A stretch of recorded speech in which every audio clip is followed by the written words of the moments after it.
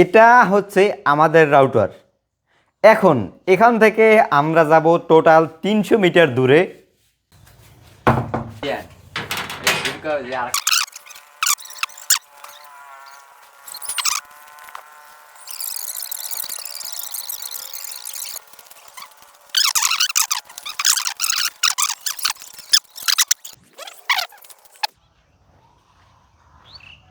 একটু জুম করে দেখাই, গিয়ে ছোট্ট দেখায় আনুমানিক 300 মিটার দূর, তো ওই পর্যন্ত ওইবি। আজকে সকাল 10টা কারেন্ট গেছে, কিছুক্ষণ আগে আইছি। আমি এরোল শ্যুট করলাম প্রায় বিকাল 4টের দিকে। আপনারা যে এরোলগুলো দেখছেন, ওকে, আমার মেইন রাউটার হচ্ছে মার্কিউসিস MR80X। আর আমি এই রাউটারটা কিনেছিলাম দুইটা কারণে। আমার বেশিরভাগ সময় বাইরে থাকা হয়, যেহেতু গ্রামে থাকি আর কি। সামনে স্কুল আছে, দোকান আছে, মাঠঘাট, এরপরে বিকালবেলা বল টল খেলি, মোবাইল এডিটিং করি। তো বাসা কিছুটা দূরে হওয়ায় রেঞ্জ এমনিতেই এই পর্যন্ত পায় না। ভাবলাম এই স্টুডিওতে একটা রাউটার বসাই, সেক্ষেত্রে রেঞ্জ টোটালি কভারেজ করতে পারবে। আর সেকেন্ডলি হচ্ছেন আপনারা ভিডিও যেটাই ছেড়ে না কেন, ওয়াইফাই 6, 5 GHz, MR80X, MR60X, টিপি লিঙ্ক, QD, রেঞ্জ কীরকম ভাই, রেঞ্জ কভারেজ কত দেখতে পারবেন আপনারা। একেবারে লং রেঞ্জের স্পিড টেস্ট চান, থ্রোপুট টেস্ট চান, এই জন্যও এই রাউটারটা কেনা।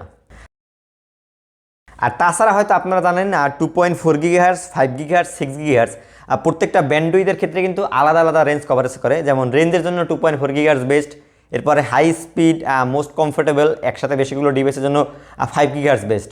আর আপনি কোনোদিনও 2.4 GHz এর চেয়ে 5 GHz, 6 GHz রেঞ্জ বেশি পাবেন না, সেটা যত দামের রাউটারই হোক। আর নর্মালি যেসব রাউটার বর্তমানে বাংলাদেশ মার্কেটে পাওয়া যায় 5, 10, 15, 20 হাজার টাকা পর্যন্ত, প্রত্যেকটার ইঞ্জিনিয়ার হচ্ছে গিয়ে 5 dBi করে।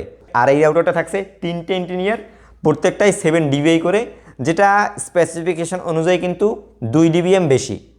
আর 5 এবং 7 এই দুই জায়গায় ডিফারেন্স কিন্তু আহামরি বেশি না। তবে এই রাউটারটায় আছে একটা টার্বো বাটন, যেটার মাধ্যমে রেঞ্জ আলহামদুলিল্লাহ ভালোই পাওয়া যায়।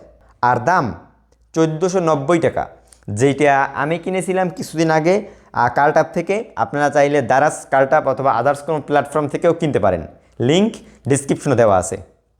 আর চাইলে আমার এই হাতের ইউনিটটা ইউজ করতে পারেন। আমি 5 থেকে 7 দিন ইউজ করতেছি, ভিডিও যেহেতু শেষ।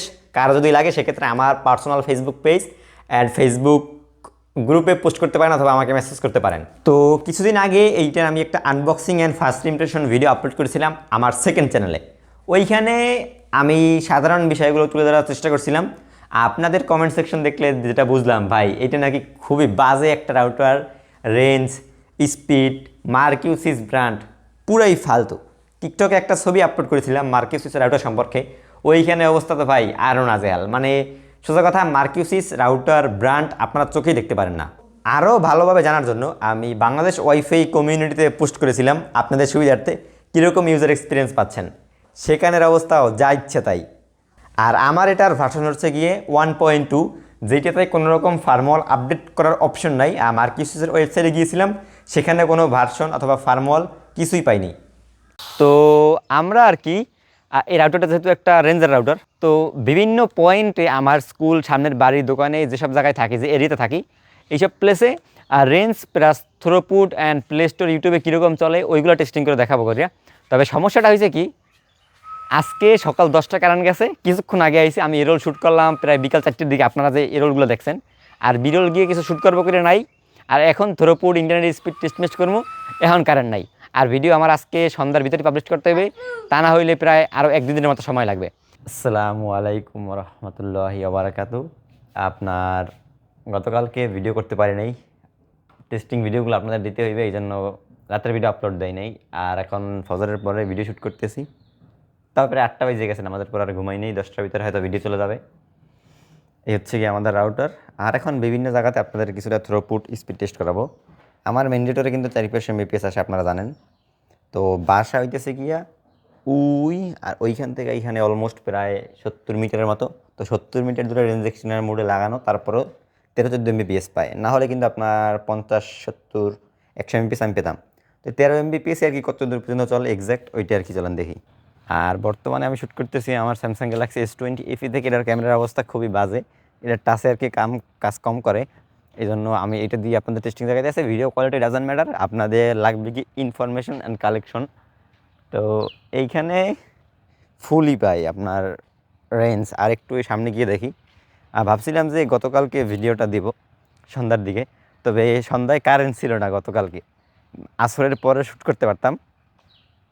এই একটা ইনফোর জন্য ওই যে কয়েকটা পয়েন্টের রেঞ্জ স্পিড দেখামো, এটুকুর জন্য গতকালকে ভিডিওটা দিই নাই।